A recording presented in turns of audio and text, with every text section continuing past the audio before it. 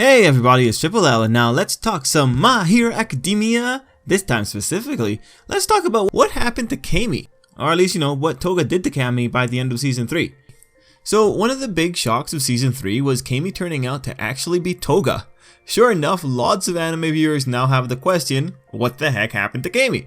So let's start with that first quick recap. Toga revealed she was Camie after participating in the license exam, and meanwhile the real Camie was unconscious.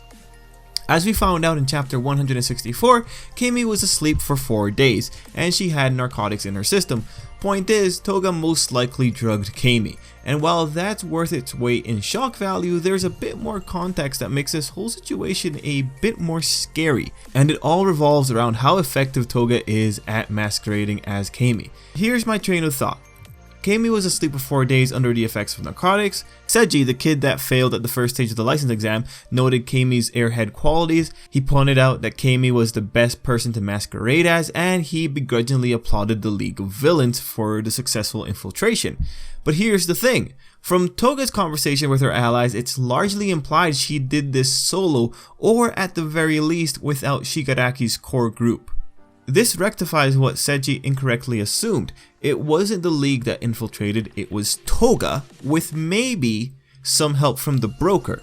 We'll put that bit on the side though, we'll just keep in mind that he's most likely at play here. Anyway, this means that it was Toga that appropriately gauged the target, appropriately researched her, and had the means to get the drugs, and also had the means to shelter the real Camie for at least 4 days while keeping her drugged. If Camie has a family, it means Toga put extra effort in after school. So for the purpose of this video, let's just assume that Camie lives on her own, because that makes it cleaner.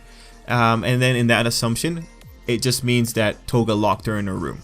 Anyway, we knew Toga was an effective criminal since the beginning, and she even points it out when she's talking to Shigaraki's group. But this whole escapade that Toga pulled off just elevated her. The methodology, the means, the execution. It's scary that she was just doing it for fun. And for another level of scariness, consider that she was at Shiketsu for at least 3 days, then consider the likelihood that she didn't know that she would end up with Izuku. It means that she went to Shiketsu just as a side hobby that turned out to be really profitable for her. And it also means that there wasn't some kind of nefarious 5-stage plan, that this was really just for shits and giggles. And with the ease that she was able to do this with, does it just mean that she does this often? Like, does she just jump into whatever school and goofs around to pass the time sometimes? And then you consider that she didn't just finish off Camie and just take her out. Mind you, Toga has already kind of explained who she likes to go after. It's just, overall, like, I consider everything, and I just find this whole situation really strange. Toga just effectively held someone hostage. The first thing I'm thinking is, why didn't Toga just abduct UA kids from the beginning? I mean, I think she could have pulled it off given this skill set, given that she was able to do this much just for fun. Just catch them on the way home. No one's gonna notice, because clearly no one, or there was some suspicion, but no one really noticed Camie. Although Toga is pretty crazy, so like any kind of logical gap could just be explained by the craziness. Still, I think the League of Villains is vastly underutilizing Toga. Toga's effectiveness aside though, I'm suspicious that this happened in the first place, especially because Toga picking Camie as a target was a really effective decision, as we were told. I can't imagine that Toga was just scouting out students during her downtime that easily. Now, because of serendipity, it could totally go down that way if the author wanted it to, but at this point in time, I'm wondering if there's a connection between Toga and Camie. I won't go as far to say that they're friendly, although their quirks are linked thematically, as they both revolve around falsehood. That might just be part of the reason as to why Toga picked Camie, however. But moving on, if it turned out that Toga knew Camie during childhood or something along those lines, a lot of the rest of this would make more sense to me, because at the very least, Toga's critical decision of picking Camie seems more plausible if she was working with info she already had from a long period of time, and not info that she had just found or researched. I mean, the alternative is that she's been stalking Camie for a significant amount of time in order to get this much information. Still, even with that out of the way, what Toga pulled off was still really scary when you think about the logistics involved.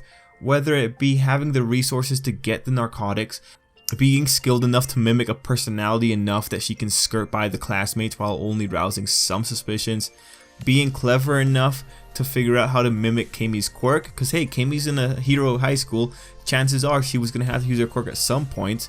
So to be able to use a substitute and make it look like the original quirk, possibly, good on her for not getting exposed, and then being able to shelter Camie while all of this is happening and not raising suspicions. It makes for a really scary character to just have running around. Given how good Toga has proven to be at infiltration, it's a good thing that UA moved the kids onto the school grounds. But now I'm really interested to see Shigaraki try and take advantage of this particular skill set of Toga's. Hopefully we'll see something like that in the future, unless Toga just continues doing Toga.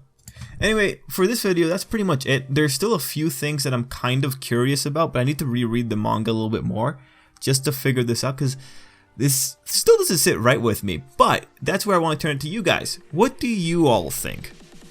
Do you think there might be a pre-existing connection between Toga and Camie? Do you think there's a little bit more going on here? Do you think there's more traders involved in all levels of the organizations, so that way Toga can get more effective information more efficiently? Let me know what you think down below, any theories you got, and yeah, that's pretty much it for me.